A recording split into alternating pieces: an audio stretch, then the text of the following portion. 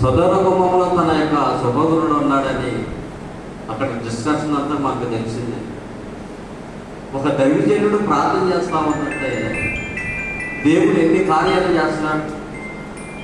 మోసే ప్రార్థన చేస్తుంటే 40 రాత్రులు 40 పగళ్ళు మోసే ప్రార్థన చేస్తుంటే ఏమంటారు తెలుసంటే, మునిపుటి వల్ల నేను ప్రార్థన చేయక యెహోవా నా మనవి ఆలకించి మిమ్మలను నశింప చేయక మానివేసును అని ద్వితీయోపదేశకాండం 10:10 ఉంటుంది. చదవవసరం. ఇలాంటి వాక్యాలన్నీ కూడా దేవుడితో సహవాసం చేసే ఒక బంధముగా ఉన్నది.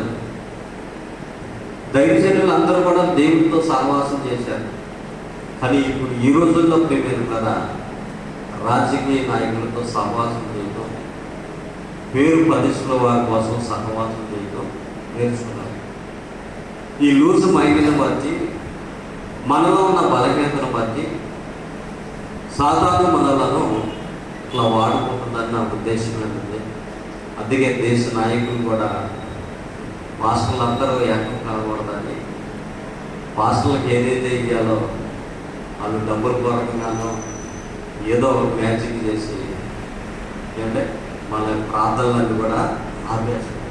మీకు అర్థమేంటి చెప్పాలంటే, ఒక సమస్య వచ్చినప్పుడు మన మండలంలో ఒక సమస్య వచ్చిందనుకోండి, ఆ సమస్యను తీర్చుటకు ఒక అధికారి దగ్గర మన దగ్గర ఉంటే అధికారి దాన్ని పట్టించుకోడు.